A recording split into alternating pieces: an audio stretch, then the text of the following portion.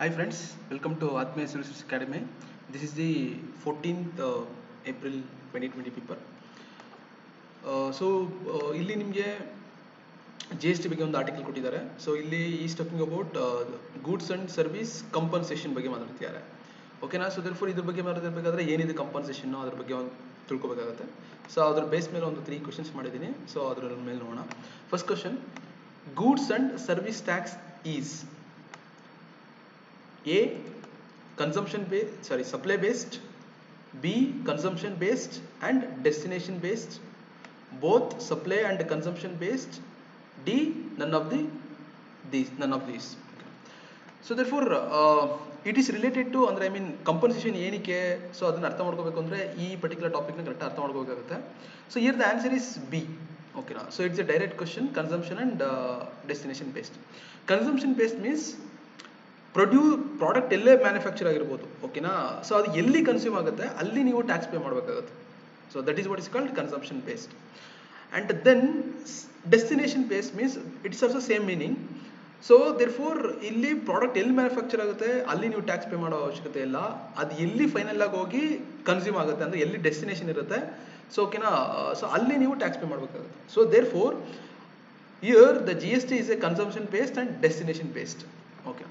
So ಇದಕ್ಕೆ related ಆಗಿ ನೀವು ಸೆಕೆಂಡ್ ಕ್ವಶನ್ ನೋಡೋದಾದ್ರೆ,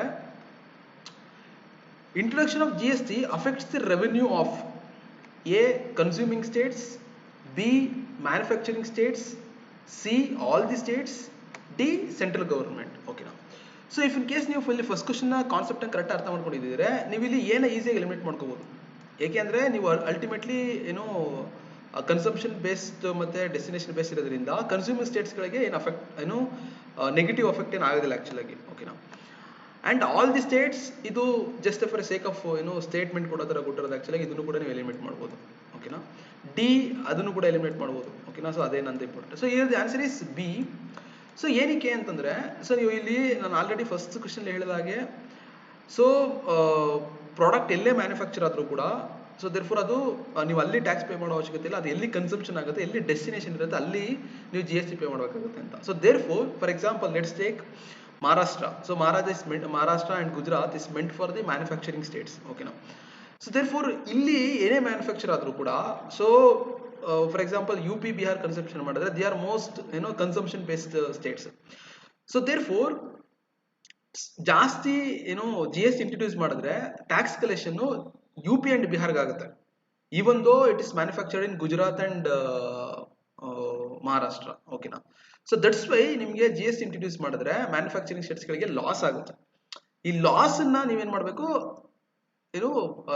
ಕಂಪನ್ಸೇಟ್ ಮಾಡ್ಕೊಡ್ಬೇಕು. ದಟ್ ಈಸ್ ಆಲ್ ಅಬೌಟ್ ಏನ್ ರೆವೆನ್ಯೂ ಶಾರ್ಟ್ ಫಾಲ್ ಆಗುತ್ತೆ ಈ ತರ ಮ್ಯಾನುಫ್ಯಾಕ್ಚರಿಂಗ್ ಸ್ಟೇಟ್ಸ್ಗಳಿಗೆ. ಸೊ ಅಂತ ಸ್ಟೇಟ್ಸ್ಗಳಿಗೆ ಏನ್ ಮಾಡಬೇಕು, ಕಂಪನ್ಸೇಷನ್ ಕೊಡಬೇಕು. ಅದಕ್ಕೋಸ್ಕರನೇ ಈ ಪರ್ಟಿಕ್ಯುಲರ್ ಕಾನ್ಸೆಪ್ಟ್ ಬಂದಿರೋದು. ಓಕೆನಾ? So I hope you understand ಏನಕ್ಕೆ ಕಂಪನ್ಸೇಷನ್ ಬಂತು ಅಂತ. ಏನಕ್ಕೆ ಅಂದ್ರೆ it's a consumption based and destination based tax. ಇದರಿಂದ ಏನಾಗುತ್ತೆ, ಮ್ಯಾನುಫ್ಯಾಕ್ಚರಿಂಗ್ ಸ್ಟೇಟ್ಸ್ ಗಳಿಗೆ ಲಾಸ್ ಆಗುತ್ತೆ, ಅಂದ್ರೆ ರೆವೆನ್ಯೂ ಶಾರ್ಟ್ ಫಾಲ್ ಆಗುತ್ತೆ. ಸೊ ದೇರ್ ಫೋರ್ ಅವ್ರಿಗೆ ಏನ್ ರೆವೆನ್ಯೂ ಶಾರ್ಟ್ ಫಾಲ್ ಆಗುತ್ತೆ ಅದನ್ನ ಏನ್ ಮಾಡ್ಕೊಡ್ಬೇಕು, ಜಿ ಎಸ್ ಟಿ ಕೌನ್ಸಿಲ್ ಅಥವಾ ಜಿ ಎಸ್ ಟಿ ಏನ್ ಮಾಡ್ಬೇಕು, ಕಂಪನ್ಸೇಷನ್ ಫುಲ್ಫಿಲ್ ಬೈತರು ಕಂಪನ್ಸೇಷನ್ ಅದನ್ನ ಫುಲ್ಫಿಲ್ ಮಾಡ್ಕೊಡ್ಬೇಕು. ಸೊ ಅದಕ್ಕೋಸ್ಕರ ಏನ್ ಮಾಡ್ತಿದ್ದಾರೆ, there is a topic called compensation cess ಅಂತ ಆಗ್ತಾರೆ. So therefore third question ನೋಡೋಣ. ಸೊ ಒಂದು ಎಲ್ಲದಕ್ಕೂ ರಿಲೇಟೆಡ್ ಇದೆ. Under GST law, compensation cess is applicable on A. Luxury articles and demerit goods, all goods, petroleum products and alcohol, consumer goods.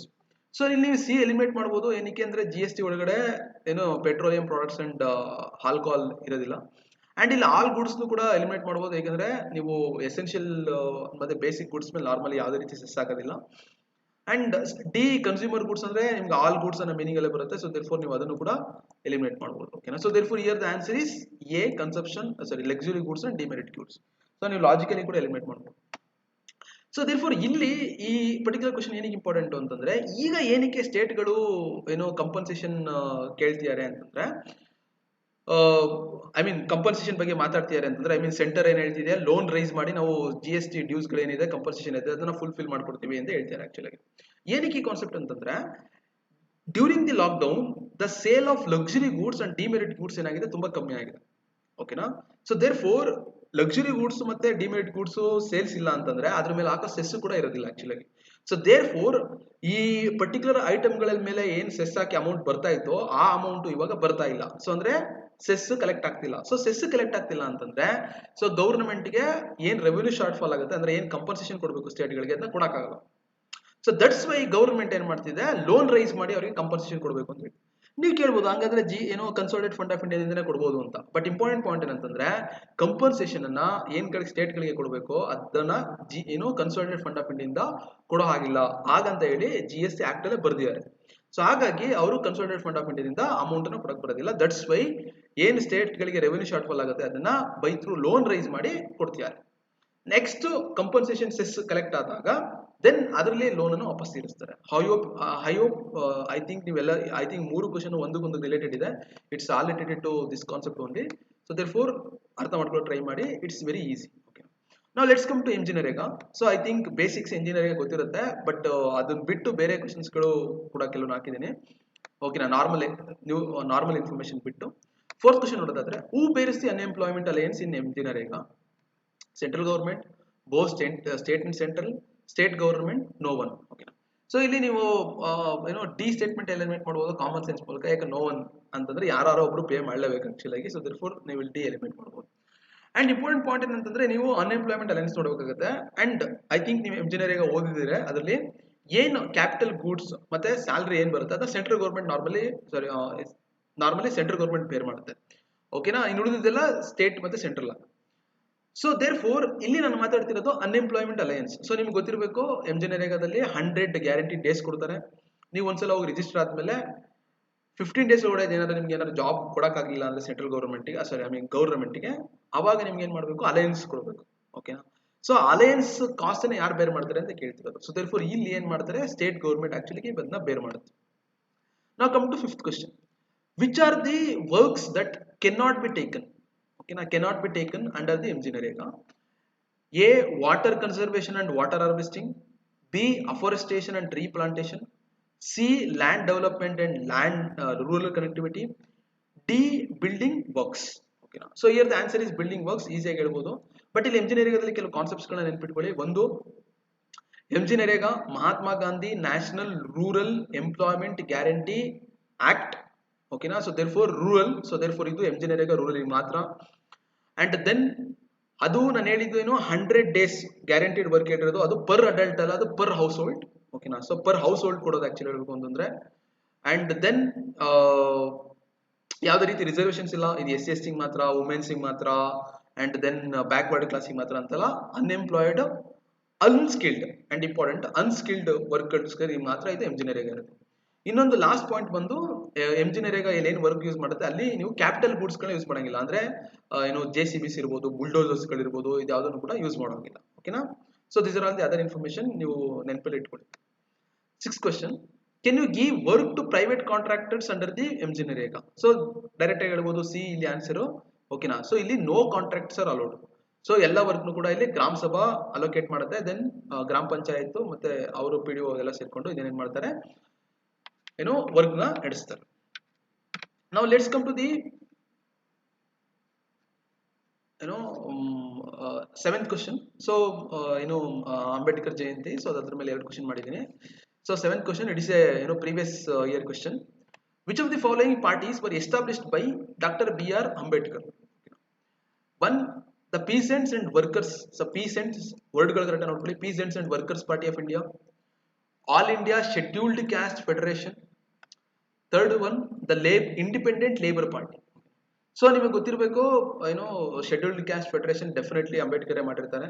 So there four ನೀವು ಇಲ್ಲಿ second one ಅನ್ನ ನೀವು correct ಅಂತ ಅನ್ಕೊಳ್ಳೋದಾದ್ರೆ, so ಇಲ್ಲಿ ನಿಮಗೆ ಸಿ ಎಲಿಮಿನೇಟ್ ಆಗುತ್ತೆ. ಓಕೆನಾ, C eliminate ಆಗುತ್ತೆ. ಸೊ ಇನ್ನು ಉಳ್ಕೊಳ್ಳೋದು ನಿಮಗೆ ABD. ಓಕೆನಾ, ಅಂಡ್ ABD ನಿಮಗೆ ಯಾವುದು ಕಾಮನ್ ಇಲ್ಲ ಐ ಥಿಂಕ್. ಓಕೆನಾ, ಯಾವುದು ಕಾಮನ್ ಇಲ್ಲ. ಇನ್ ನೆಕ್ಸ್ಟ್ ನೋಡೋದಾದ್ರೆ ದ ಇಂಡಿಪೆಂಡೆಂಟ್ ಲೇಬರ್ ಪಾರ್ಟಿ. ಓಕೆನಾ, ಸೊ ಐ ಥಿಂಕ್ ಇದು ಕೂಡ ಅಂಬೇಡ್ಕರ್ ಮಾಡಿದ್ದು. ಸೊ ದೇರ್ಫೋರ್ ಹಾಗಾಗಿ ನೀವು 3 ನೋಡೋದಾದ್ರೆ A ಎಲಿಮಿನೇಟ್ ಆಗುತ್ತೆ. ಓಕೆನಾ, ಸೊ ಇನ್ನು ಉಳ್ಕೊಳ್ಳೋದು 2, 3 ಅಂಡ್ 1, 2, 3. ಸೊ ಆಕ್ಚುಲಿ ಇಲ್ಲಿ ಪೀಸೆಂಟ್ಸ್ ಅಂತ ಇದೆ. ಸೊ ನಾರ್ಮಲಿ ಅಂಬೇಡ್ಕರ್ ಪೀಸೆಂಟ್ಸ್ ಬಗ್ಗೆ ಅಷ್ಟು ಇದನ್ನ ಮಾಡೋದಿಲ್ಲ. ಸೊ ಹಾಗಾಗಿ so here the answer is D. ಓಕೆನಾ, ಈ ತರ ಏನೋ ಲಾಜಿಕಲಿ ಟ್ರೈ ಮಾಡಿ, ಬಟ್ ಇದು ಎಕ್ಸಾಕ್ಟ್ ಗೊತ್ತಿರೋ ಸ್ವಲ್ಪ ಮಾಡಕ್ ಸಾಧ್ಯ, ಬಟ್ ಐ ಥಿಂಕ್ ಏನೋ ಈ ತರ ಗೆಸ್ ಮಾಡೋದ್ರಿಂದ ಕೂಡ ನೀವು ಟ್ರೈ ಮಾಡ್ಬೋದು. Now let's come to 8th question. This is also related to Ambedkar. So which of the following is sorry ಇದು associated ಅಂತ ಮಾಡ್ಕೊಳ್ಳಿ, not associated ಅಲ್ಲ, associated. So which of the following is are associated with Dr. B.R. Ambedkar?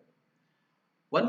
ಬಹಿಷ್ಕೃತ ಹಿತಕರ್ಣಿ ಸಭಾ, independent labour party, Mook Nayak, scheduled caste federation, republican party of India. So ಇದು first organisation Bahishkrit Hitakarini Sabha. So therefore ಇಲ್ಲಿ ನೀವು B ನ eliminate ಮಾಡಬಹುದು. Next independent labour party, ನೀವು already ಇಲ್ಲೇ ನೋಡಿದ್ರೆ independent labour party establish ಯಾರು ಮಾಡಿರೋದು ಅಂತ. ಸೊ ದೇರ್ಫೋರ್ ಇಲ್ಲಿ ನಿಮಗೆ ಏನು ಐ ಥಿಂಕ್ ಎ ಕೂಡ ಎಲಿಮಿನೇಟ್ ಮಾಡಬಹುದು ಇಲ್ಲಿ. ನೆಕ್ಸ್ಟ್ ಮೂಕ ನಾಯಕ್, ಇದು ಅವ್ರ ಪೇಪರ್, ಓಕೆನಾ. ಸೊ ಲೀಡರ್ ಆಫ್ ದಿ ಡಮ್ ಅಂತಾನೂ ಕೂಡ ಕರೀತಾರೆ, ಇದು ಅವ್ರದೇನೆ.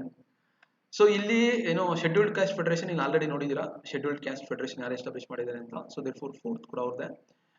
5th republican party of India. So important point ಏನಂದ್ರೆ ಶೆಡ್ಯೂಲ್ಡ್ ಕ್ಯಾಸ್ಟ್ ಫೆಡರೇಷನ್ ಅನ್ನೇ ನಾವು ಏನ್ ಮಾಡ್ತಾರೆ, ರೀನೇಮ್ ಮಾಡ್ತಾರೆ ಆಕ್ಚುಲಿ ಆಗಿ Ambedkar. So therefore D. So therefore all of the above are associated with doctor B R Ambedkar. So there are the facts. So ಒಂದ್ಸಲ ನೋಡಿ. ನಾವು let's come to the last topic of the day. So 9th ಇಲ್ಲಿ SEC ಬಗ್ಗೆ ನೋಡಿದ್ದಾರೆ. I mean issue ನೋಡಿರ್ಬೋದು, ಆಂಧ್ರ ಪ್ರದೇಶದಲ್ಲಿ SEC ಬಗ್ಗೆ, I mean state election commission ಬಗ್ಗೆ ಇಶ್ಯೂ ಇದೆ. ಸೊ ಅದ್ರ ಮೇಲೆ 2 ಕ್ವಶನ್ ಮಾಡಿದ್ದೀನಿ ಇಲ್ಲಿ. So first, which of the following statements is correct regarding the election commission of India. So ಇಲ್ಲಿ ಸ್ಟೇಟ್ ಎಲೆಕ್ಷನ್ ಕಮಿಷನ್ ಬಗ್ಗೆ ಮಾತಾಡ್ತಿಲ್ಲ, ಸೆಂಟ್ರಲ್ ಎಲೆಕ್ಷನ್ ಕಮಿಷನ್ ಬಗ್ಗೆ ಮಾತಾಡ್ತಿದ್ದಾರೆ. A, it is an independent, correct ಇದೆ, ಸ್ಟ್ಯಾಚ್ಯುಟರಿ ಬಾಡಿ. ಸೊ ದೇರ್ಫೋರ್ ನೆನ್ಪಿಟ್ಕೊಳ್ಳಿ, statutory body ಅಲ್ಲ, ಇದು constitutional body. So therefore ಇಲ್ಲಿ ನೀವು ಏನೇ ಎಲಿಮಿನೇಟ್ ಮಾಡಬಹುದು. It consists of members having a tenure of 6 years. Nona. C, it acts as a court for arbitration of disputes related to anti-defection law. ನಿಮಗೆ ಗೊತ್ತು anti-defection law ಬಂದಾಗ speaker ಮತ್ತೆ chairman play ಮಾಡ್ತಾರೆ. So therefore ಇಲ್ಲಿ election commission ಬರೋದಿಲ್ಲ. Being an all India body, it is also concerned with the elections to gram panchayats and state municipalities.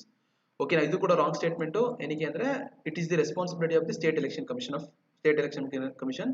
So therefore election commission of ಇಂಡಿಯಾಗೆ election conduct ಮಾಡೋದು only I think 6 ಬಾಡೀಸ್ಗೆ. ಒಂದು president election, ಇನ್ನೊಂದು vice president election, ಇನ್ನೊಂದು Lok Sabha MPs, ಇನ್ನೊಂದು Rajya Sabha MPs, 5th ಬಂದು MLA, I mean legislative assembly, and MLC legislative council. So ಇಷ್ಟಿಗೆ ಮಾತ್ರ ಏನ್ ಮಾಡ್ತಾರೆ, ಎಲೆಕ್ಷನ್ ಕಂಡಕ್ಟ್ ಮಾಡ್ತಾರೆ. ಇನ್ನು ಉಳಿದಿದ್ದೆಲ್ಲ ಏನೋ ಸ್ಟೇಟ್ ಎಲೆಕ್ಷನ್ ಕಮಿಷನ್.